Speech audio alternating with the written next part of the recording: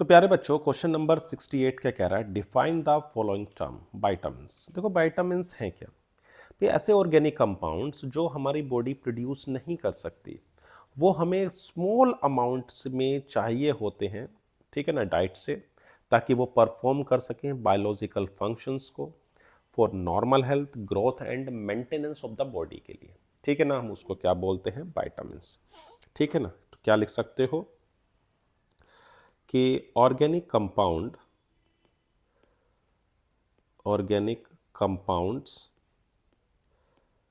required organic compounds required in the diet in small amount to perform specific to perform specific biological function, ठीक है, for function for normal health, for normal health growth and maintenance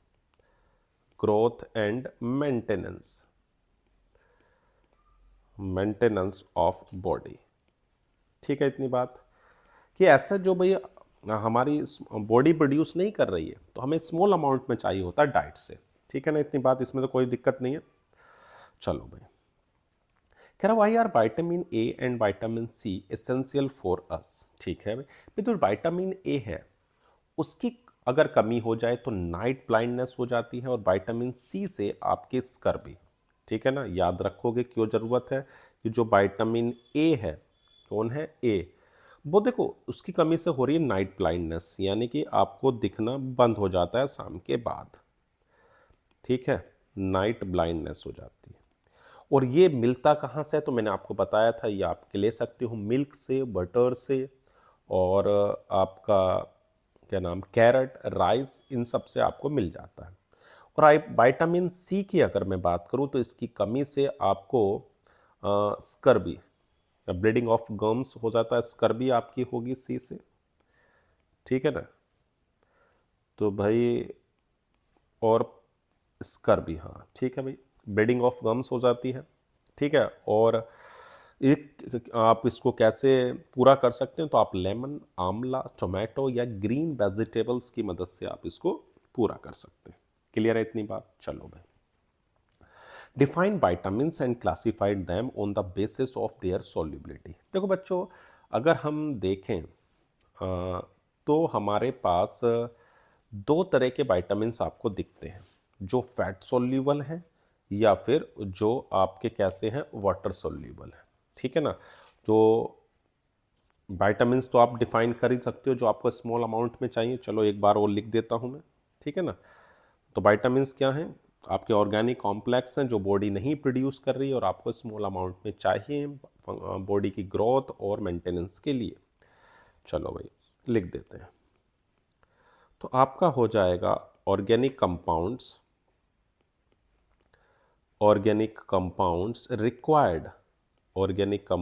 required in diet in small amounts to perform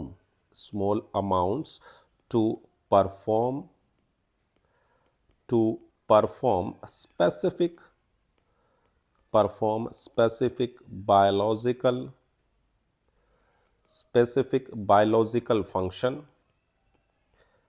biological function for normal maintenance, ठीक है भाई। Normal maintenance of growth and normal maintenance कर सकते हो, normal maintenance of growth, ठीक है ना, normal maintenance of growth and health of the, बस नॉर्मल ना, ठीक है, growth and health of organism, ये भी लिख दो। चलो छोड़ो, हेल्थ ऑफ ऑर्गेनिज्म। क्लियर है इतनी बात, इसमें कोई दिक्कत तो नहीं है। हमारी बॉडी नहीं प्रोड्यूस कर रही है तो तो आपको डाइट से तो ही चाहिए, और कम अमाउंट में चाहिए, ज़्यादा अमाउंट में कभी आप वाइटामिन नहीं लेते, ठीक है ना। चलो भाई, अगर आप ज़्यादा ले लेते हो तो आप इन एक्सेस में लेने पर आपको बोलते हैं हाइपर वाइटामिनोसिस हो जाता है। अब देखो वाइटामिन तो हो गए, दो तरह से हम इसको क्लासिफाइड कर रहे हैं, एक होता है वाटर सोल्यूबल और एक दूसरा होता है फैट सोल्यूबल, ठीक है ना। दो कैटेगरी में इसको हम तोड़ रहे हैं, एक है आपके पास वाटर सोल्यूबल और दूसरा होता है आपका फैट सोल्यूबल, ठीक। जो फैट सोल्यूबल है उसको हम याद रख सकते हैं ऐसे कीड़ा करके याद रख सकते हो। एग्जाम्पल में होता है ना कीड़ा, KEDA, कीड़ा, ऐसे याद रख सकते हो। और जो आपके पास वाटर सोल्यूबल होते हैं उसमें आप दो तीन याद रख सकते हो, विटामिन बी वाले B1 होता है, B2 होगा, B6 होगा, B12 होगा और C होगा।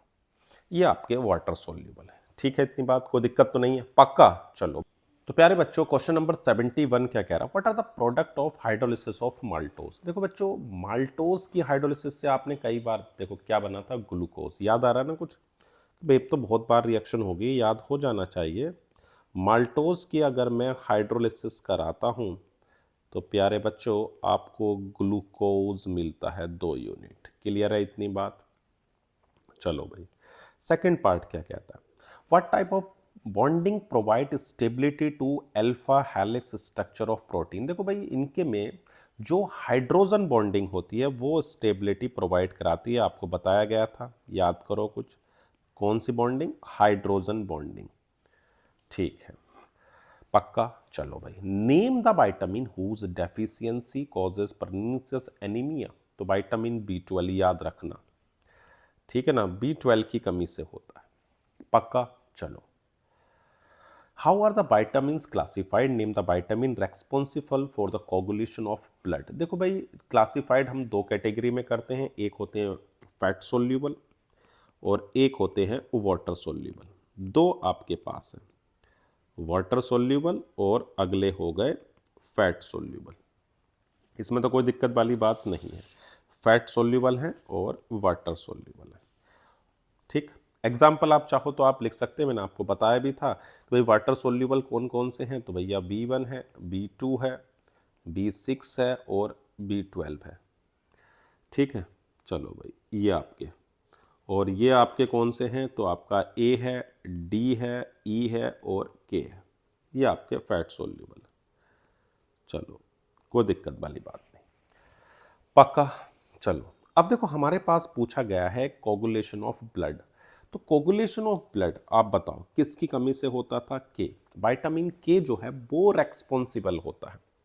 और आप इसको जो मतलब होता है ना कि भाई ब्लड जब आपका कहीं चोट लग जाती है उसको क्लोटिंग टाइम को इंक्रीज करने के लिए, इंक्रीज, अगर मान लो ऐसा हो गया ना कि भाई बहुत जल्दी ब्लड हो रहा है तो ठीक है, ब्लड निकलता चला जा रहा है, आपका जो कोगुलेशन यानी कि जो आपका क्लोटिंग टाइम है वो आपका बढ़ गया तो दिक्कत करता है। आप इसको ग्रीन लीफ वेजिटेबल्स के थ्रू इसको सही कर सकते हैं, तो हमारा हो गया, आंसर हो जाता है इसका कौन सा, विटामिन के, ठीक है, याद रखना ये बात। चलो भाई आगे बढ़ते हैं। कह रहा the backbone of DNA RNA molecule is a chain consisting of heterocyclic base, pentose sugar and phosphate group। ठीक है, बिल्कुल भाई, आपके पास जो DNA यानी कि डीऑक्सी राइबोन्यूक्लिक एसिड और RNA यानी कि राइबोन्यूक्लिक एसिड होते हैं, उसमें जो न्यूक्लियोटाइड है वो तीन चीज़ें रखती है, एक तो नाइट्रोजन कंटेनिंग हेटेरोसाइक्लिक बेस और दूसरा 5 कार्बन शुगर और फॉस्फेट ग्रुप, ठीक है, बिल्कुल सही बात है। Nucleotides and nucleosides mainly differ from each other in the presence of phosphate group. ये बात भी बिल्कुल सही है कि जो न्यूक्लियोटाइड है ना आपका, न्यूक्लियोटाइड, तो न्यूक्लियोटाइड आपका होता है न्यूक्लियोसाइड, न्यूक्लियोसाइड प्लस फॉस्फेट, यही तो होता है, न्यूक्लियोसाइड और फॉस्फेट ग्रुप होता है, ठीक है। ये आपका फॉस्फेट ये हो गया। अब दोनों बातें बिल्कुल सही हैं, लेकिन जो न्यूक्लियोसाइड क्या होता है उसे भी याद रखना, ये बेस प्लस शुगर होता है, इसे भी याद रख लो, बेस प्लस शुगर। तो दोनों बातें सही हैं लेकिन एक्सप्लेनेशन नहीं है, दोनों बात सही है, ठीक है इतनी बात। चलो भाई आगे क्या कहता है, कह रहा है कि the base is present in DNA but not RNA, ठीक है ना इतनी बात, कि भाई ऐसे बेस जो डीएनए में तो हैं लेकिन आरएनए में नहीं है। तो देखो आपको थोड़ा सा बता देता हूँ। देखो आपके पास जो नाइट्रोजनस बेस है, ठीक है ना, नाइट्रोजनस बेस, उसके अंदर देखो इसमें डीएनए हो चाहे आरएनए हो, दोनों में होते हैं। डीएनए जो आपका है और आरएनए कौन कौन से हैं? देखो आरएनए की अगर मैं बात करूं तो इसके अंदर एडेनाइन है, ठीक है, एडेनाइन है, आपका साइटोसिन है, आपका गुआनाइन है, और प्यारे बच्चों आपका यूरासिल है। ठीक, इतनी बात। और अगर मैं बात कर रहा हूं डीएनए की, तो डीएनए में प्यारे बच्चों आपका एडेनाइन तो है ही, ठीक, साइटोसिन भी है, ठीक, इतनी बात, गुआनाइन भी है, और इसके अंदर थायमाइन होता है। अब आप देखो कि कौन सा अलग है, तो आप पाओगे कि जो थायमाइन है वो प्रेजेंट है डीएनए में लेकिन आरएनए में नहीं है। तीनों तो सब में है, देखो साइटोसिन है, गुआनाइन है, यूरा और एडेनाइन है। बस डिफरेंस है तो एक में है यूरासिल का डिफरेंस है और दूसरा आपका थायमाइन का। ये याद रखना, काफी इंपॉर्टेंट क्वेश्चन है ये आपके लिए, ध्यान रखना ये बात, किसी ना किसी तरह से पूछा जरूर जाएगा। चलो भाई, nucleic acids are the polymer. देखो भाई न्यूक्लिक एसिड जो होते हैं are the polymer of nucleotides. इसे भी याद रख लेना कि भाई जो आपके न्यूक्लिक एसिड हैं, भाई nucleic acids are polymer, polymer of nucleoside, वो सॉरी न्यूक्लियोटाइड। ठीक है इतनी बात, इसमें तो कोई दिक्कत नहीं है, पक्का। चलो भाई सी ऑप्शन आपका हो गया। बढ़े आगे। Nucleosides are the composed of, देखो जो न्यूक्लियोसाइड्स बनते हैं, ठीक है, वो आपके पेंटोज सुगर प्लस आपके नाइट्रोजनस बेस से बनते हैं, ठीक है ना, यानी कि आपके बेस प्लस शुगर, ये दो चीज आपकी मिलके दे रही हैं न्यूक्लियोसाइड, ठीक, न्यूक्लियोसाइड।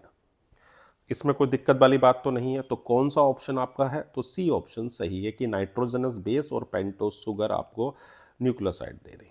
चलो बढ़े आगे। Name the unit formed by the attachment of a base to one position of the sugar. देखो बच्चों, आपके पास जो बनते हैं वो न्यूक्लियोसाइड बनते हैं। न्यूक्लियोसाइड कुछ ऐसे होगा, देखो आपका मैं बनाकर दिखा दे रहा हूं, ये ठीक है, ये आपका है, ये आपका मैं एग्जाम्पल लेके दिखा रहा हूं किसका, आप किसी का भी ले सकते हो, आरएनए और डीएनए का।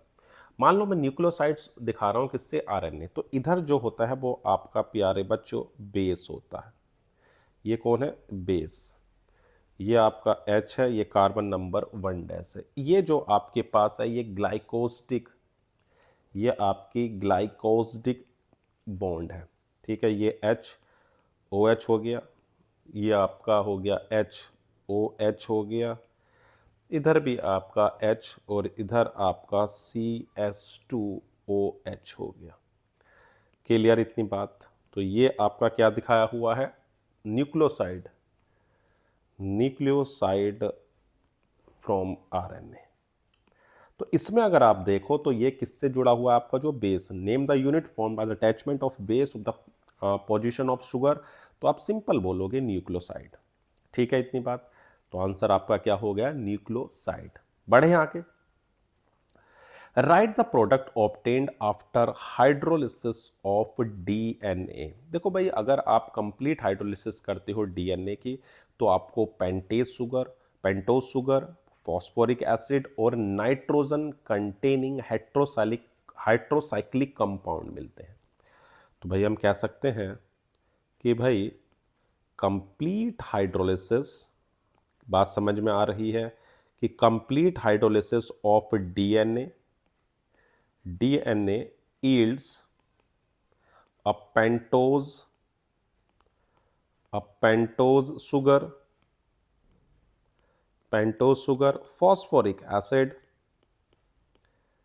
phosphoric acid and nitrogen containing nitrogen containing heterocyclic compounds as base.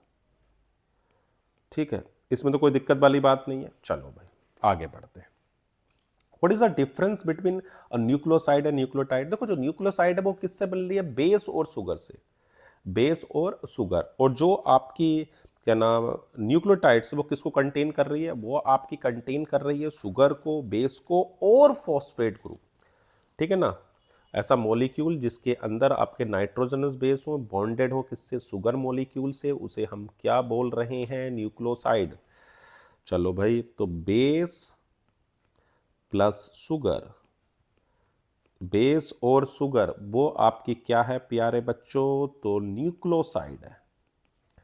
और आपके पास base plus sugar plus phosphate तीनों अगर आपके पास हैं प्यारे बच्चों, तो वो आपका न्यूक्लियोटाइड है।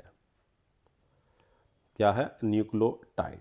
ठीक, इतनी बात, कोई दिक्कत तो नहीं है। चलो भाई, what type of linkage is present in nucleic acid? तो भैया सिंपल सी बात है, फॉस्फोडाइएस्टर लिंकेज होती है, याद रखना। कौन सी लिंकेज होती है? Phosphodiester linkage. ठीक, इतनी बात, कोई दिक्कत तो नहीं है, पक्का।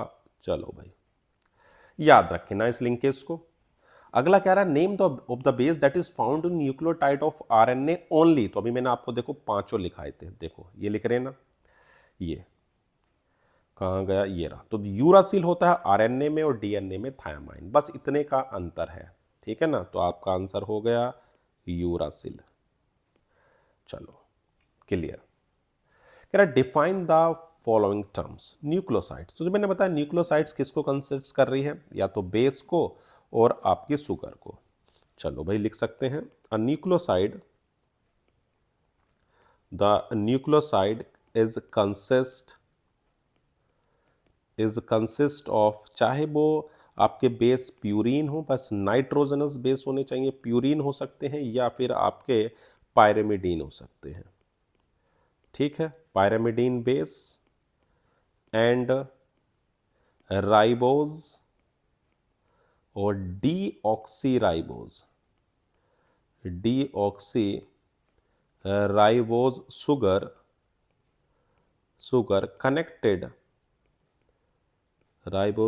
Connected by a beta glycosidic linkage. Clear है इतनी बात? इसमें तो कोई दिक्कत वाली बात नहीं है। सिंपल न्यूक्लियोसाइड्स वो हैं जो आपके ऐसे मॉलिक्यूल जिसके अंदर नाइट्रोजनस बेस बॉन्डेड होते हैं शुगर मॉलिक्यूल से, उसको हम न्यूक्लियोसाइड्स बोल रहे हैं। चलो भाई क्लियर होगी बात। अगला कह रहा है write two differences between DNA और आरएनए। देखो भाई, डीएनए के अंदर जो शुगर है वो डीऑक्सीराइबोज है, जबकि उसमें राइबोज है। डीएनए में डबल स्ट्रैंड हेलिकल स्ट्रक्चर होता है, जबकि आरएनए के अंदर सिंगल स्ट्रैंड स्ट्रक्चर होता है। ठीक है ना? आप ये कह सकते हो कि भाई आप अगर स्ट्रक्चर वाइज का हो तो आप कह सकते हो कि the sugar in DNA is deoxyribose, जबकि किसके अंदर? आरएनए के अंदर, वाइल आरएनए इज राइबोज। ठीक है भाई, इतना अंतर है। उसके अंदर कितनी है देखो, मैं आपको बता भी दे रहा हूं, बना के भी दिखा दे रहा हूं दोनों की शुगर को। ठीक है, इतनी बात। चलो भाई, ये आपकी डीएनए में, ये आपका OH, ये आपका OH, HOH और CS2OH और ये H। ठीक है, इतनी बात। 1 2 3 4 और 5। और अगर आप डीएनए की बात करें, चलो उसको भी देख लेते हैं, डीएनए को भी। चलो भाई, डीएनए पर भी आया था। तो भैया आपके पास क्या होगा? यहां पर हो जाएगा OH और H, ये हो जाएगा H और H, बस यहीं पर फर्क है। वहां पर आपको H नजर आ रहा होगा और यहां पर आपको क्या नजर आ रहा है, देखो इस जगह पर, यहां देखो एक ऑक्सीजन कम है नहीं है, बस ये फर्क है दोनों में, ठीक है ना। तो एक के अंदर है डीऑक्सी राइबोज और दूसरे के अंदर है राइबोज। ये आपका किस में है, आरएनए के अंदर जो प्रेजेंट होती है, और ये आपके डीएनए में। दोनों के शुगर में डिफरेंस आ गया, तो sugar in DNA is deoxy ribose, जबकि आरएनए में राइबोज है। चलो भाई सेकंड देख लेते हैं। भाई देखो सेकंड में अगर मैं डीएनए की बात करूं, तो डीएनए जो होता है डबल स्ट्रैंड हेलिकल स्ट्रक्चर होता है। आपका जो डीएनए है वो कैसा है, DNA has A double stranded structure, stranded helical structure, ठीक इतनी बात। जबकि जो आपका प्यारे बच्चों आरएनए है, वाइल आरएनए, आरएनए कैसा है, सिंगल, ठीक है ना, सिंगल स्ट्रैंडेड हेलिकल स्ट्रक्चर, ठीक इतनी बात। इसमें तो कोई दिक्कत वाली बात नहीं है, पक्का। चलो भाई ये हो गया। कितने डिफरेंस पूछे, तो 2 डिफरेंस आपके पास क्लियर है। चलो आगे बढ़े, क्या कहता है, give reason for any 3 of the following observation, penta acetate of glucose does not react with hydroxyl amine. देखो भाई जो ग्लूकोज है आपका एक 6 मेंबर ड्रिंक होती है जिसमें आपका एक CHO ग्रुप है, ठीक है भाई। और आपके पास जो उसने क्या बोला है कि भाई penta acetate of glucose does not react with hydroxyl amine, okay. तो जो आपके पास OH ग्रुप होते हैं उसमें वो रिएक्ट इसलिए नहीं कर रहा क्योंकि उसमें CHO ग्रुप फ्री नहीं होता। बस छोटी सी लाइन है कि glucose does not react with hydroxyl amine due to the absence of free CHO group, ठीक है ना। बस आप सीधी सी लाइन लिख सकते हैं कि डज नॉट रिएक्ट, अगर फ्री होता तो आप कर लेते, डज नॉट रिएक्ट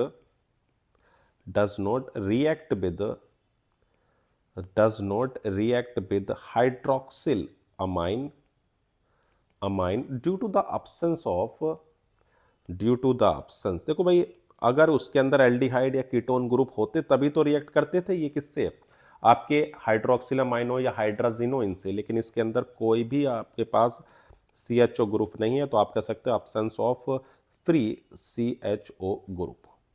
चलो भाई इतनी बात क्लियर हो गई। अगला पार्ट कहता है कि amino acid behave like salt. देखो भाई अमीनो एसिड्स में है क्या, देखो भाई अमीनो एसिड जो होता है वो सोल्ट की तरह इसलिए कर रहे हैं कि उसके अंदर दोनों चीजें प्रेजेंट हैं, एसिडिक भी और बेसिक भी, ठीक है ना। दोनों चीजें होने की वजह से ऐसा है। ये बिहेवियर क्या है, ड्यू टू द, आप कह सकते हो due to the presence of both acidic and basic group in the same molecule, ठीक है इतनी बात। चलो भाई अगले पर आते हैं, क्या कहता है, कह रहा water soluble vitamin must be taken regularly in diet. देखो जो वाटर सोल्यूबल है अगर हम उसे रेगुलरली क्यों ले रहे हैं, क्योंकि भाई वो आपके यूरिन के थ्रू बाहर हो जाते हैं, हमारी बॉडी में स्टोर नहीं होते, can not be store in our body, ठीक है इतनी बात। तो वाटर सोल्यूबल विटामिन को इसीलिए हमें रेगुलरली लेना पड़ता है, because they are readily excreted in urine cannot be stored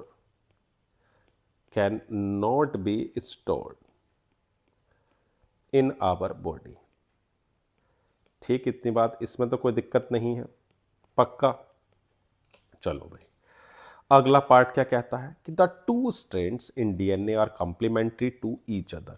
हाँ भाई सीधी सी बात है, जो आपके पास 2 स्ट्रैंड्स हैं भाई देखो कंप्लीमेंट्री इसलिए है क्योंकि वो हाइड्रोजन है ना, 2 strands in DNA are complementary to each other because the hydrogen bonds are form between a specific pair of bases, ठीक है ना। स्पेसिफिक पेयर ऑफ बेसिस के बीच में आपके हाइड्रोजन बॉन्ड बन जाते हैं, क्या बन रहे हैं, हाइड्रोजन बॉन्ड, ठीक है।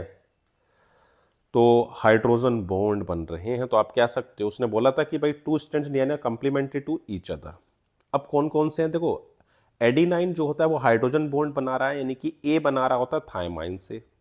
ए और टी के बीच में आपके 2 हाइड्रोजन बॉन्ड बन रहे हैं ए और टी में, जबकि साइटोसिन और गुआनाइन है आपके पास, उन दोनों के बीच में साइटोसिन और गुआनाइन, इनके बीच में 3 हाइड्रोजन बॉन्ड बनते हैं। ठीक है ना, तो इसलिए हम इनको क्या कह रहे हैं कि आप सिंपल सी लाइन बोल सकते हो कि भाई the two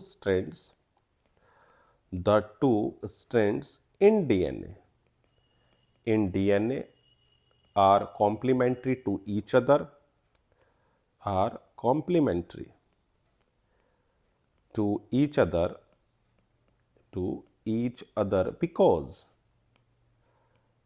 because the hydrogen bonds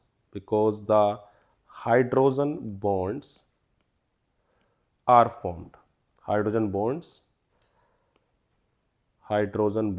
are formed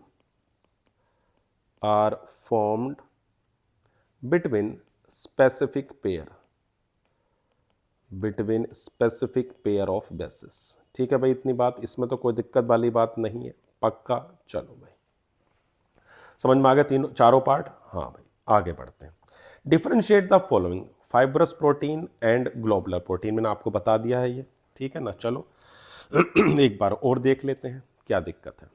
देखो फाइब्रस प्रोटीन जो होते हैं और ग्लोबुलर प्रोटीन की बात करें, फाइब्रस जो होते हैं वो लीनियर कंडेंसेशन पॉलीमर है, जबकि आपके जो ग्लोबुलर है वो आपके क्रॉस लिंक है।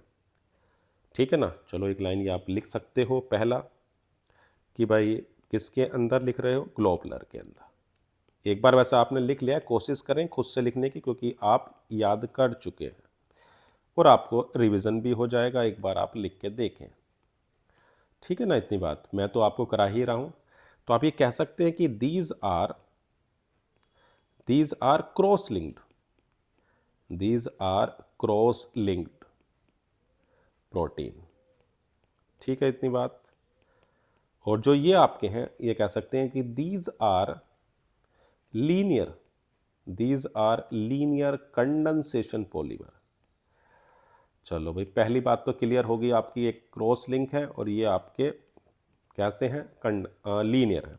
Second, they are soluble in water, ये वाटर में सोल्यूबल है, मिनरल्स में भी हैं, और आपके मिनरल एसिड्स हो सकते हैं और बेस है। जबकि अगर इसकी बात करें, these are insoluble in water, but soluble in strong acid and base। Clear इतनी बात, strong acid and base. Clear इतनी बात, इसमें तो कोई दिक्कत वाली बात नहीं है, पक्का। चलो भाई, अगला क्या कह रहा है, essential amino acid and non essential amino acid. देखो भाई, ऐसे अमीनो एसिड जो आपकी बॉडी सिंथेसाइज नहीं कर रही है, वो डाइट के थ्रू लेती है, उसे एसेंशियल बोल देते हैं, सीधी सी बात है। ठीक है ना, चलो भाई सेकंड पार्ट पर आ जाते हैं। क्या है सेकंड पार्ट कि amino acids which can not B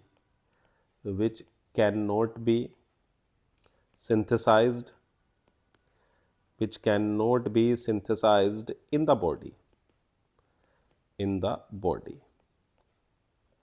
and must be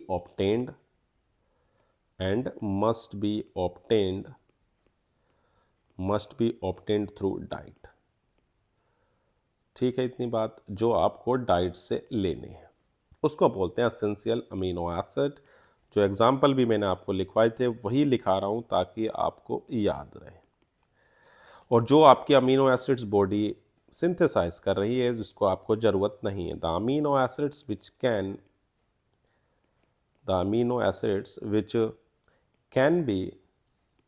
which can be synthesized, ठीक, synthesized in the body, उसको हम नाम दे रहे हैं नॉन एसेंशियल। ठीक है, इतनी बात, डिफरेंस क्लियर आ गया। क्या कह रहा है, डीएनए और आरएनए। देखो भाई, जो डीएनए जो शुगर जो होती है डीएनए में वो आपकी डीऑक्सीराइबोज है, जबकि आरएनए में राइबोज है। अभी आपको डिफरेंस बताए थे, वही आप डिफरेंस लिख सकते हो। क्या डिफरेंस बताया था कि भाई जो शुगर है किसके अंदर, the sugar in DNA, the sugar in DNA is deoxy deoxyribose, जबकि आपके पास आरएनए में, इन आरएनए इज राइबोज। और जो डीएनए है वो आपका डबल स्ट्रैंड है, DNA has double stranded helical structure. ठीक है, इतनी बात। जबकि आरएनए जो है ना प्यारे बच्चों, while RNA has a single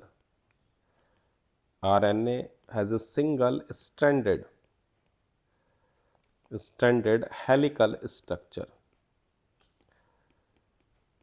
चलो भाई, इतनी बात तो देखो आपकी क्लियर होगी, तीनों डिफरेंस हो गए, याद रखना देखो आ सकता है।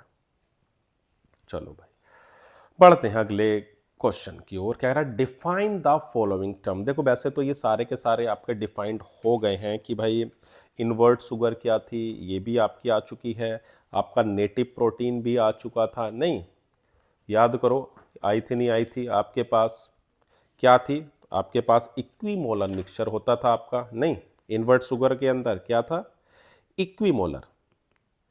भाई मैंने आपको बताया था कि भाई होता क्या है कि जब आप हाइड्रोलाइज कर रहे थे सुक्रोज को, ठीक है ना, सुक्रोज को जब आपने याद करो सुक्रोज को जब हाइड्रोलाइज किया था तो आपको ग्लूकोज और फ्रक्टोज मिले थे। तो होता क्या है, ऐसा करने पर उनका जो स्पेसिफिक रोटेशन है वो चेंज हो गया था, नहीं हो रहा था। अगर पहले वो डेक्स्ट्रो था तो प्यारे बच्चों फिर लीवो में चला गया था। तो हम ये कह सकते हैं the equimolar mixture, then equimolar mixture of glucose,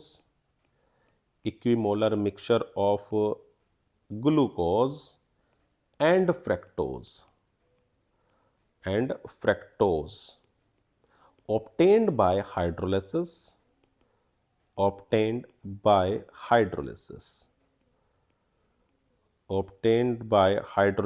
of sucrose in the presence of an acid,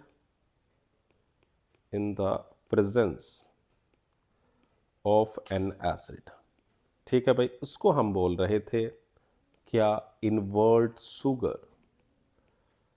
बात समझ में आ गई क्या था, देखो मैंने आपको बताया था, एग्जाम्पल देकर सिखाया था, सब कुछ बताया था कि आपके पास C12H22O11 ये आपका क्या है, सुक्रोज है, हाइड्रोलाइज किया किसी भी एसिड के प्रेजेंस में, इसका स्पेसिफिक रोटेशन जो होता था वो आपका 66.5 है प्लस का। जब आपको इसको दिया तो आपको एक ग्लूकोज मिला जिसका था प्लस का 52.5, और साथ में प्यारे बच्चों आपको फ्रक्टोज जो आपका था 92.5। ठीक है, अगर आप देखोगे तो जो नेट है वो आपका निगेटिव है, यानी कि आपका क्या है, लीबो रोटेटरी है। तो ये चेंज हो गया साइन, आपका डेक्स्ट्रो था हाइड्रोलिसिस से पहले और लीबो है हाइड्रोलिसिस के बाद। क्लियर इतनी बात। चलो भाई अगला क्या है, नेटिव प्रोटीन। सेकंड देखते हैं, नेटिव प्रोटीन। भाई प्रोटीन अगर प्योरीफाइड है फ्रॉम नेचुरल सोर्सेज, जिसके अंदर इंक्लूड्स हो रहा है विच इंक्लूडेड्स ब्लड प्लाज्मा फ्रॉम एनिमल, ठीक है, उसे हम नेटिव प्रोटीन बोलते हैं। तो आप कह सकते हो कि प्रोटीन प्योरीफाइड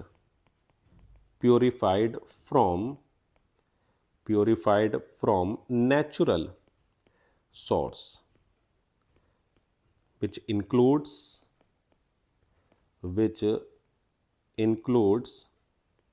ब्लड हो सकता है आपका, प्लाज्मा फ्रॉम एनिमल। क्लियर इतनी बात, इसमें तो कोई दिक्कत वाली बात नहीं है। चलो भाई सी, देखो याद करने वाली चीजें हैं वो तो याद ही रखनी पड़ेंगी। न्यूक्लियोटाइड, जी भाई न्यूक्लियोटाइड क्या थे बताओ।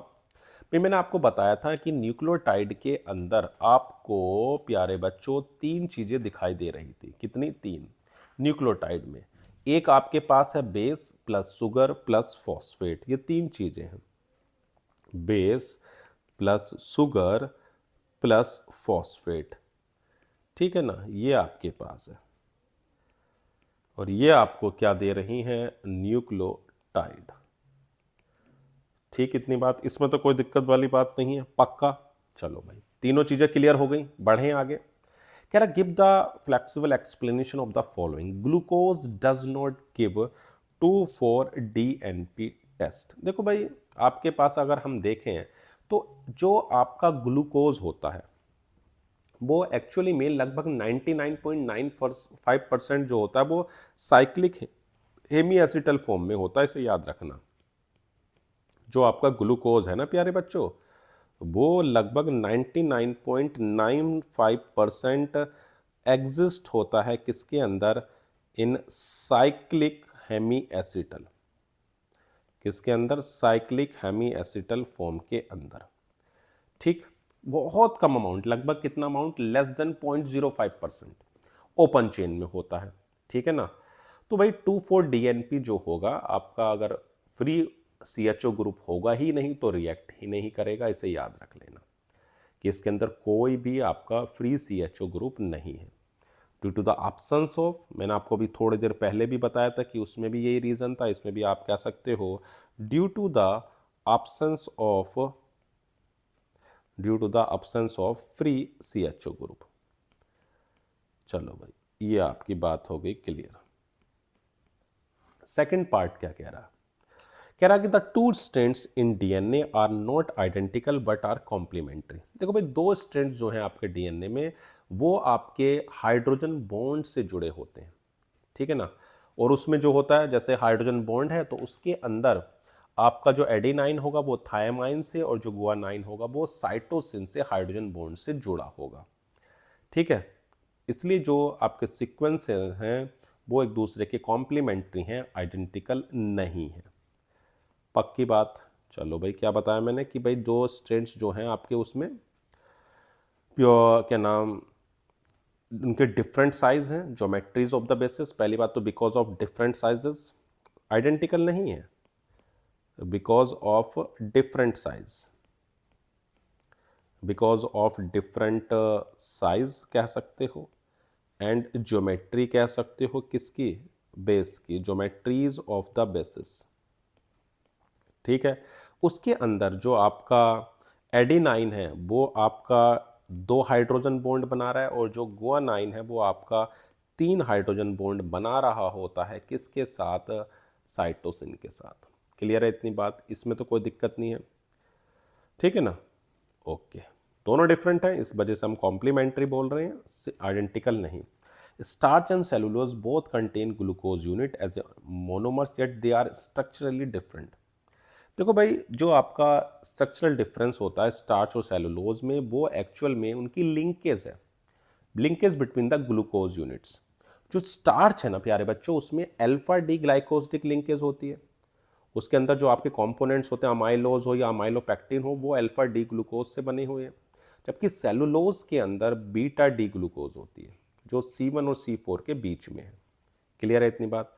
तो आप कह सकते हो कि पूछे ना कि स्टार्च और ये, तो आप कह सकते हो कि the structure the basic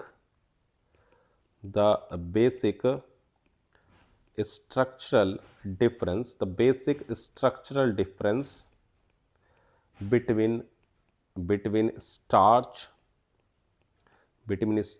and cellulose is the linkage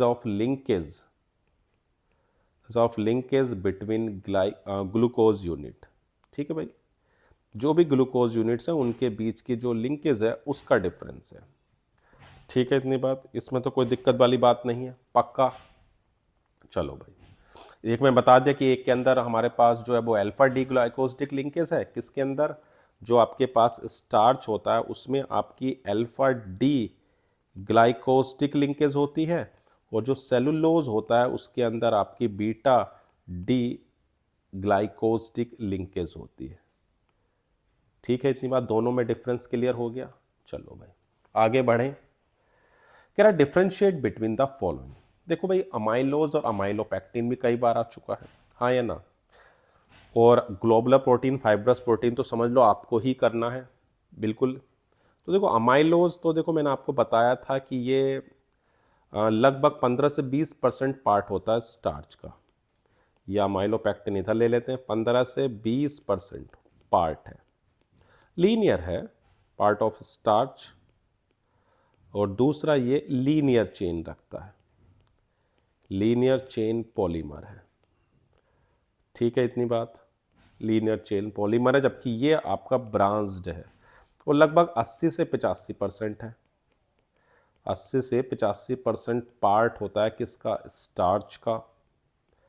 और ये प्यारे बच्चों ब्रांच्ड है, ये आपका ब्रांच्ड पॉलीमर होता है।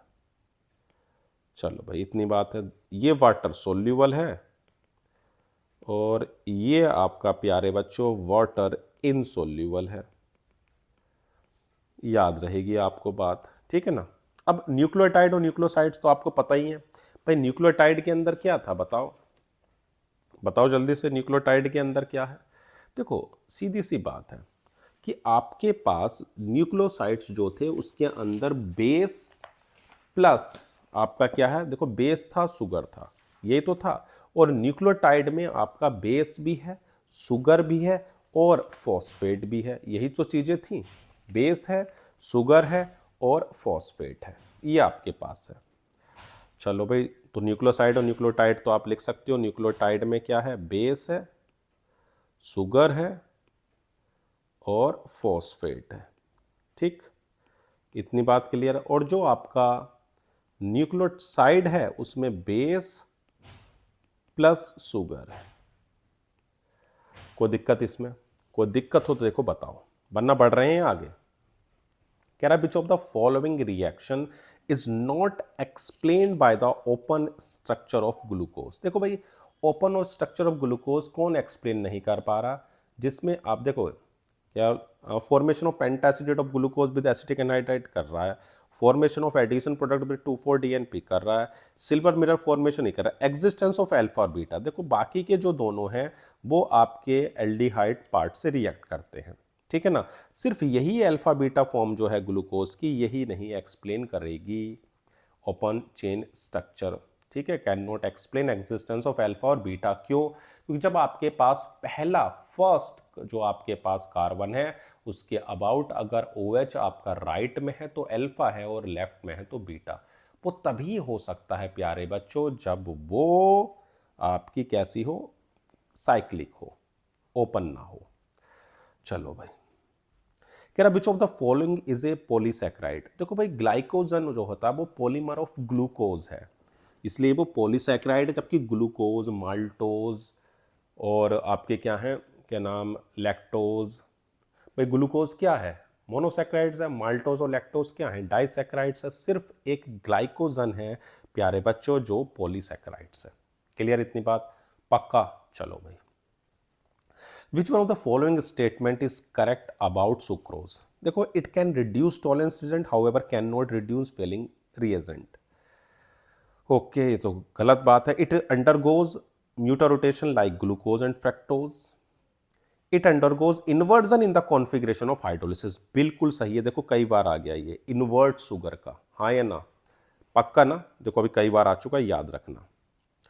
इन the following reaction identify A and B. देखो बच्चों आपके पास C6H12O6 है, उसकी हम एसिटिक एनहाइड्राइड से जब इसको रिएक्शन कराते हैं ना प्यारे बच्चों तो आपको ग्लूकोज पेंटा एसीटेट बनता है। करा देता हूं मैं रिएक्शन पहले इसकी, ठीक है। चलो भाई इसकी रिएक्शन देखते हैं कि आपके पास CHOH होल 4 है और दूसरा है CS2OH।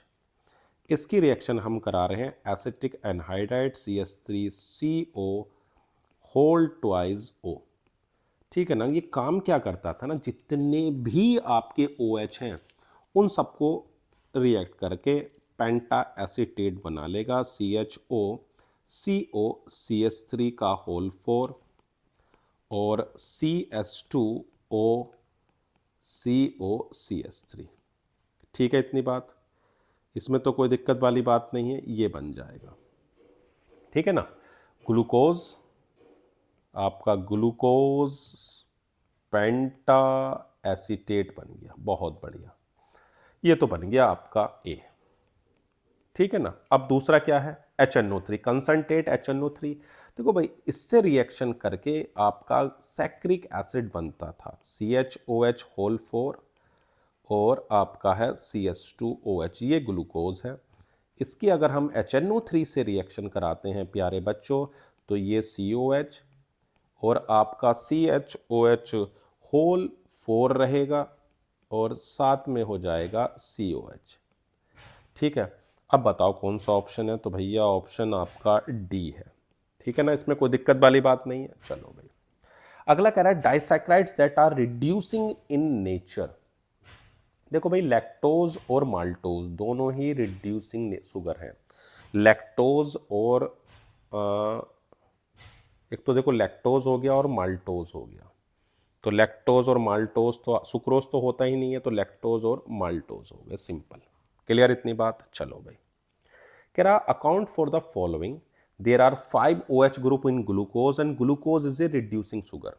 देखो भाई, आप इसकी रिएक्शन एनहाइड्राइड से करा दो, सबसे बेस्ट है कि CHO CHOH होल 4 और CS2OH, रिएक्शन किससे करा रहे हैं, एसिटिक, ध्यान रखना एसिटिक एनहाइड्राइड से कराओ या फिर CS3COCl से कराओ। ये प्यारे बच्चों आपको बताने का काम करता है कि इसके पास CHO COCS3, इसके पास 5 OH ग्रुप हैं, कितने, 5 CS2 CO CS3, clear. Glucose is a reducing sugar, Fehling reagent से रिएक्शन करा दो, सबसे अच्छा है, सबसे बढ़िया, ठीक है ना। चलो वही करा देते हैं। तो अगर आप क्या है देखो, हाँ, CHO आपका ये हो ही गया है, ये आपका CS2OH HOH HOH HOH और HOH, ठीक है। फेलिंग कराओ, टॉलेंस से करा दो, आपकी इच्छा है Cu2 प्लस 2H2, तो आपको ये ऊपर COOH दे देगा, ठीक है ना। इसको ऑक्सीडाइज करने का काम करता है, तो CS2OH HOH HOH HOH और HOH, तो मिल जाएगा आपको क्या, Cu2O और साथ में 4H प्लस, क्लियर इतनी बात, पक्का, ठीक है ना। देखो चलो भाई, क्लियर होगी ना इतनी बात कि भाई देखो, किसी से भी करा दो, टॉलेंस से करा दो या किसी से भी करा दो, अगर वो उसको रिड्यूस कर रहा है, ठीक है भाई, रिड्यूसिंग शुगर है। अगला क्या कहता है, what happens when D glucose is treated with following reagents, bromine water और HNO3। चलो भाई, इसको भी देख लेते हैं। देखो भाई, आपके पास जो ब्रोमीन वाटर होता है ना, वो एक माइल्ड ऑक्सीडाइजिंग एजेंट है, तो वो करता क्या है, वो आपका क्या करेगा, इस CHO को बदल देगा किसमें, COH में, बना देगा क्या, तो ये भैया बनाने का काम करता है आपका क्या, ग्लूकोनिक एसिड, क्या मिलेगा, ग्लूकोनिक एसिड। दूसरी रिएक्शन किससे थी, HNO3 से, तो भैया वो तो स्ट्रोंग है, तो वो क्या काम करता है, वो आपका प्राइमरी एल्कोहल को भी बदल देता है और वो प्यारे बच्चों आपका एल्डिहाइड को भी बदल देता है और ये बना देता है सैक्रिक एसिड या ग्लूकैरिक एसिड, ये याद रखना, ये आपका हो गया, क्लियर इतनी बात, पक्का, दोनों हो गए। चलो भाई, कह रहा given below are the two statements label as assertion and R, ठीक है। Protein are found to have 2 different types of secondary structure, is alpha helix and beta pleated structure, ठीक है। The secondary structure of protein is stabilised by hydrogen bonding, बिल्कुल सही है, दोनों बातें, दोनों बात सही है, लेकिन एक्सप्लेनेशन नहीं है। प्रोटीन का आपका एक तो प्राइमरी और सेकेंडरी था, और सेकेंडरी में आपकी हाइड्रोजन बॉन्डिंग से स्टेबलाइज्ड हो रहा था, बिल्कुल सही है। चलो भाई, अगला कह रहा है which of the following statement is correct. देखो भाई, fibrous proteins are generally soluble in water, ठीक है। Albumin is example of fibrous protein, ठीक है। In fibrous protein the structure is stabilised by hydrogen bond and disulphide bonds, and pH does not affect the primary structure of protein. ठीक है भाई, जो pH है वो अफेक्ट नहीं करता किसको, प्राइमरी स्ट्रक्चर ऑफ प्रोटीन को। PH changes affect the weak inter और intramolecular secondary linkage and hydrogen bonding. तो पीएच डज नॉट अफेक्ट। पूछा ना which of the following statement is correct. देखो भाई, आपके पास जो है दो तरह के प्रोटीन थे, वो तो था नहीं था, दो तरह के प्रोटीन थे या नहीं थे बताओ। एक आपके फाइब्रस प्रोटीन था और एक आपके पास कौन सा था, ग्लोबुलर प्रोटीन। याद आ रहा है कुछ, दोनों के मैंने कितनी बार डिफरेंस लिखवाए थे, याद करो बहुत जल्दी से, करो करो जल्दी करो। और जो आपके पास वो प्रोटीन थे, उन प्रोटीन के डिफरेंस को देखो एक बार। उन प्रोटीन में अगर आप देखोगे तो क्या मिलेगा, जो फाइब्रस प्रोटीन है वो क्या है, वाटर इनसोल्यूबल है, तो ये बात गलत हुई। जो एल्ब्यूमिन होता है वो आपका ग्लोबुलर प्रोटीन होता है, ये भी बात बिल्कुल गलत है। And fibrous protein the structure stabilised by hydrogen bond and disulphide. तो देखो सिर्फ एक ही चीज सही है, पीएच। पीएच अफेक्ट नहीं करते प्राइमरी स्ट्रक्चर ऑफ प्रोटीन को। क्लियर इतनी बात, बढ़े आगे, चलो भाई। कह रहा curdling of milk an example of, देखो ये आपको मैंने था डी नेचुरेशन ऑफ प्रोटीन, कई बार हो गया, याद नहीं आ रही, डी नेचुरेशन ऑफ प्रोटीन का ही एग्जाम्पल है क्या, कर्डलिंग ऑफ आइट। मैंने बताया था आपको याद रखना ये, ठीक है ना। बायोलॉजिकल प्रॉपर्टीज बदल रही हैं, केमिकल और वो नहीं है। चलो आगे बढ़ें।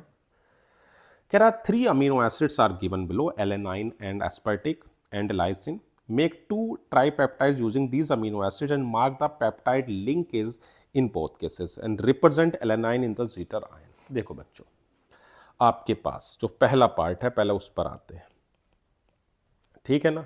क्या कह रहा है कि भाई आपके पास हो गया COH हो जाएगा ये, ठीक है, और एलेनाइन आप बना लो। देखो कुछ नहीं करना, दोनों से सिर्फ वाटर मोलिक्यूल को निकालना है। तो COH हो गया, CH3 हो गया, और ये NHCO हो जाएगा। आप इसको बस जोड़ना है, आपको कुछ नहीं करना है, दोनों से वाटर मॉलिक्यूल को निकाल देना है बस, ठीक है ना। आप ऐसे बना सकते हो, ये बन जाएगा CH2 होल 4 NH2 और इधर भी आ जाएगा NH2, ठीक है ना। दो आपको लिंकेज दिखाई दे जाएंगी पेप्टाइड, एक हो जाएगी ये वाली पेप्टाइड लिंकेज और दूसरी आपकी ये होगी। कोई दिक्कत तो नहीं है, पक्का। चलो भाई, और आपको क्या पूछा उसने, मेक 2 टाइप, दो बनानी, तो ठीक है भाई, दोनों को अगर आगे पीछे एडजस्ट कर दो तो भी बन जाएगा, ठीक है ना। कैसे, इसको आगे ले आओ भाई, एस्पर्टिक एसिड को साइड में ले आओ, एस्पर्टिक एसिड को साइड में ले आओ और उसको बीच में ले आओ, ठीक है ना। आप बना सकते हो, एस्पर्टिक एसिड और एलानाइन के बीच में रख दिया है CH, ये हो जाएगा NHCO। बस रखना क्या है आपको प्यारे बच्चों, बीच में रखना है और दोनों में से वाटर मॉलिक्यूल को निकाल देना है, बस इतना सा काम करना है, ठीक है। एक बार आगे पीछे आप रख सकते हो, पहले मैंने किसको रखा, एलानाइन को रखा, फिर एस्पर्टिक एसिड और फिर लाइसिन को। एक बार एलानाइन को बाद में रख दिया और एस्पर्टिक एसिड को पहले, ठीक। सेकंड पार्ट क्या कह रहा है इसका, जीटर आयन। देखो जीटर आयन क्या था, बस आपने देखा है कि दोनों में आपका दोनों चीज़ें प्रेजेंट होती हैं, तो जो एसिड से H+ बेस पर चला जाता है तो आपको एक डाइपोलर स्ट्रक्चर दिखाई देगा, बस वही प्यारे बच्चों आपका क्या है, जीटर आयन है। क्लियर इतनी बात, कोई दिक्कत तो नहीं है इसमें, पक्का। बढ़ें आगे, चलो भाई। कह रहा match the following amino acids. देखो अमीनो एसिड्स जो होते हैं वो आपके प्रोटीन है, बिल्कुल सही है, and axis acid jitter ion, ये भी ठीक है। तो जो अमीनो एसिड्स है वो किस किस से हो रहा है, तो भाई आप ये कह सकते हो कि अमीनो एसिड्स क्या हैं, amino acids form proteins and exists as zwitter ion. चलो भाई, तो जीटर आयन आपके हो गया ये, बहुत सही है, okay. And thymine is a nitrogenous base in DNA, ठीक है भाई, ये नाइट्रोजनस बेस हो गया DNA में। इंसुलिन जो होता है वो एक प्रोटीन होता है जिसके अंदर फॉस्फोडाइस्टर लिंकेज होती है, ठीक है, जो न्यूक्लिक एसिड है। चलो भाई ये भी हो गया, ओके, ये आपका हो गया। अब क्या बचा है, फोर्थ आपका 5 फॉस्फोडाइस्टर लिंकेज, ठीक है। और जो यूरासिल है, जो आपके पास यूरासिल है वो भी नाइट्रोजनस बेस है, nitrogenous base found in RNA which is in nucleic acid. तो भैया आपका सेकंड सी है, थर्ड आपका ए हो गया, फोर्थ आपका फोर्थ देखो फोर्थ भी सही है, ये भी आपका न्यूक्लिक एसिड में होता है, ठीक है ना। और जो यूरासिल है वो नाइट्रोजनस बेस है, वो फाउंड होता है आरएनए में, ये चीज़ आपकी आरएनए में है, ठीक है ना। यूरासिल किस में है? आरएनए में। Was also in DNA. तो देखो कौन सा ऑप्शन सही बैठ रहा है आपका, तो आप थर्ड में देखो जो इंसुलिन है, थर्ड में जो है वो आपका ये चीज़, इसको थोड़ा सा सही करो, जो इंसुलिन है आपकी, इसे चलो दोबारा से मैं बता दे रहा हूँ पूरी। Amino acids form proteins and exist as a zwitter ion, ठीक है, बिल्कुल ये बात बिल्कुल सही है, amino acids exist zwitter ion, ठीक है। थायमाइन जो होता है वो आपका नाइट्रोजनस बेस है, वो आपका डीएनए में होता है, बिल्कुल सही है ये बात भी। जो इंसुलिन है वो देखो क्या, insulin is a protein and और फास्फोडाइस्टर, ये इंसुलिन जो है वो एक प्रोटीन है, वो भी सही है। फास्फोडाइस्टर जो लिंकेज है वो फाउंड इन न्यूक्लिक एसिड, ये आपके न्यूक्लिक एसिड में होती है। और यूरासिल जो होता है वो प्यारे बच्चों वो आपका आरएनए में होता है। अब आप ऑप्शन को अगर देखोगे तो वो आपके बी ऑप्शन सबसे सही मैच कर रहा है, ठीक है ना, कोई दिक्कत तो नहीं है इसमें, पक्का। चलो भाई आगे बढ़ते हैं। कह रहा था two strands are complementary to each other, the hydrogen bonds are formed between the specific pair of bases, बिल्कुल सही बात है और इसका एक्सप्लेनेशन भी है।